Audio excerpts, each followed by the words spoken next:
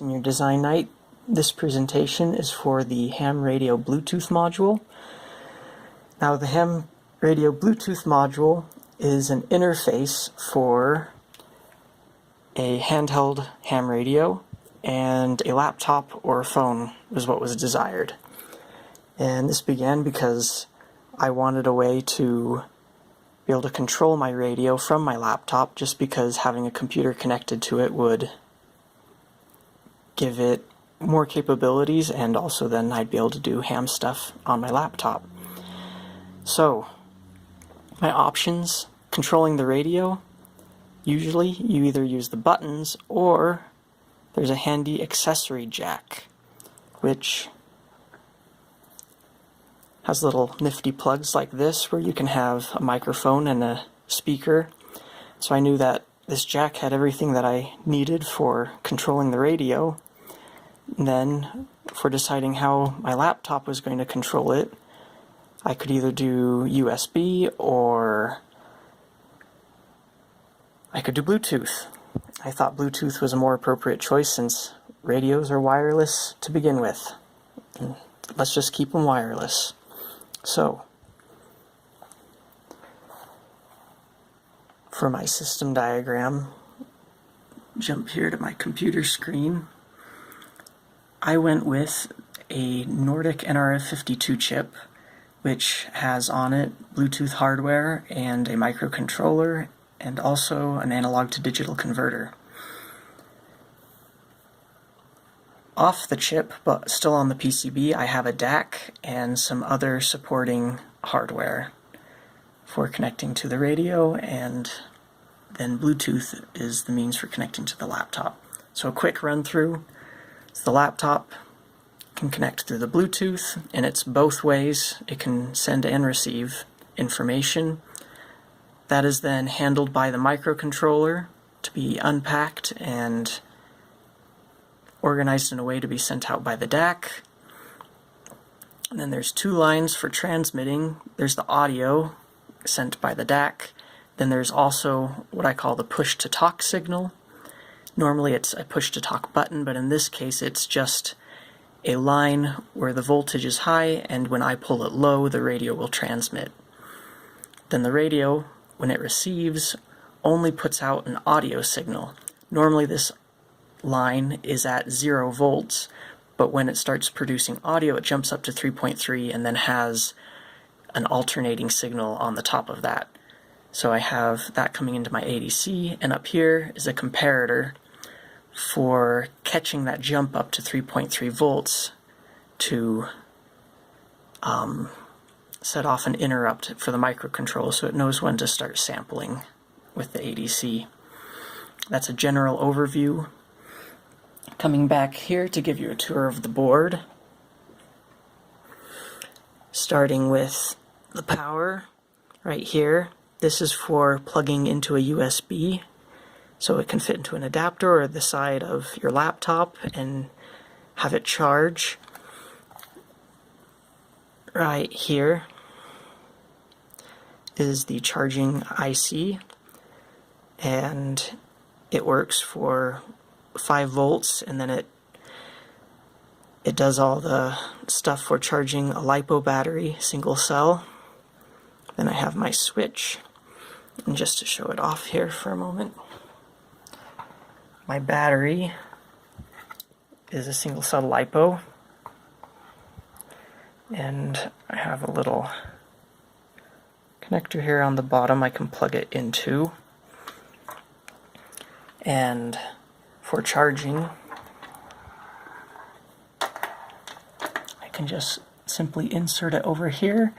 And then there's a charging indicator light, and that means it's charging. I can unplug it. So the charging works. After my on-off switch, I have a switching regulator to bring everything to 3.3 volts. And at this point the power gets split two ways. There's one line that runs along the top here. I know you can't see the traces, but it runs along the top and it powers the digital side of the board. And then over here, I run the power through a ferrite bead to give me some isolation, and I have the analog side of my board. If we look underneath, I have two, you can barely see that line, I have two ground planes. One is the analog, the other one's the digital, and they're connected in the middle with 0 ohm resistor to make my ground star. Okay. Digital side. We've got my NRF52, and then you can see the little Bluetooth antenna there. I think it's cute. Then over here, this ugly thing is my programming cable. I had to make my own, which I was kind of proud of, and it connects into one of these ribbon cables that goes to a Seger programmer. And this is the EDU edition, so it was a little bit smaller and less expensive. And that in turn plugs into my laptop where I have Seger Embedded Studios, and that's where I did all of the programming of my chip. Then off to this side where you see the mess of white wires, I have 4 different comparators for doing more of the digital communication with the radio. So the comparator that catches that audio and then lets the microcontroller know when we're receiving. And then also I use a comparator for pulling the push-to-talk line low. So there's the digital side. I also have a little LED right there that I can turn on and off just for indicating. I use it for indicating when I'm receiving. Then we come down over here. This little spidery guy is my DAC. And over here I have 3 op amps, which are configured to be a non-inverting summer. So I wanted to lift up I wanted my voltage range to be smaller than 3.3 volts, because swinging from ground to 3.3 volts comes out very loud through the radio. So I have one side that just has a DC signal coming in, and then I put my AC signal on top of that, and then this sums it in a non-inverting way. And that is the board. So, what works and what doesn't work. My DAC works, and I can transmit audio. My ADC works, and I can record and receive audio. My push-to-talk line for transmitting kind of works. I can transmit, and it works some of the times. Well, it always works for starting the transmission, and then when I try to pull the voltage back up, sometimes it won't come back up for a few seconds. And so it continues to transmit even after I'm done. And it's a hardware issue with the comparators that I haven't figured out yet. The pins on my microcontroller do get lifted, but the comparator does not raise the voltage. Still trying to figure that out. My receive interrupt works, except for when the push-to-talk line is not working. If it's just receiving on and off, it works just fine, and then if I transmit, and then that transmit line stays low, when I start, it thinks it's starting to receive again, and all kinds of strange things happen. So still trying to work out the kinks there. And then the Bluetooth does not work, which was really hard for this project because it was kind of the big link between what I wanted to connect. So that wasn't fun. I put many hours into trying to set up the registers, so just controlling everything myself, and I could not quite get it. I couldn't get any advertisement packets to be seen by my computer or my phone. So then I went to the Nordic site, and they have a soft device, which is a big lump of libraries that have easy to use stuff and examples.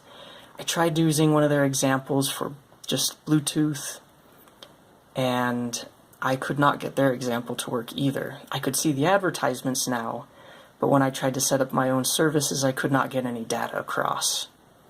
So, with that, what I'm about to present, to demonstrate that I can receive, I will have my little indicator light turn on when I'm receiving, and then in my program I have it so right after it receives, it will directly go into the transmitting routine, and I have it set up right now so that it will transmit my call sign via Morse code. So, without further ado, I'm going to plug this guy in. Oh yeah, here's my cables for plugging into the radio. I have my 3.5 millimeter and my 2.5 millimeter jacks. They look like they're stereo, but there's only mono audio, and then the other rings are used for the controls I talked about earlier, such as the push-to-talk line and ground. Okay, so those go in like so. Down here, I turn on my board and it gives me a flash to let me know it's working and that the chip is not dead. Okay. And then over here I have my second radio tuned to the same frequency. When I push the button, it will start to transmit, and we should get a red light, just like that. So my radio turned on too. Then when I let go, that red light will turn off, and I have over here my phone with a Morse code interpreter.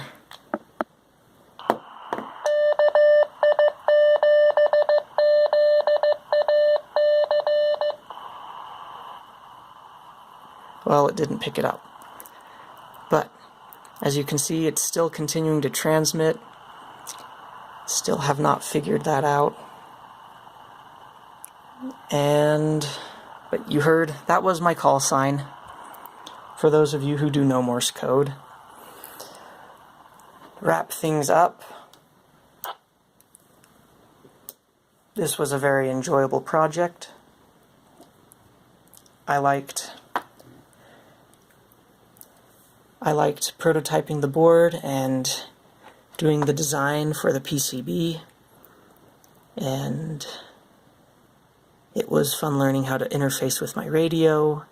Trying to figure out the Bluetooth was not as fun. It was fun learning about Bluetooth, but trying to get the chip to do what it was supposed to do was not as fun. But with all projects, there are setbacks. And that is everything. So thank you for watching, and I hope you guys have a good evening.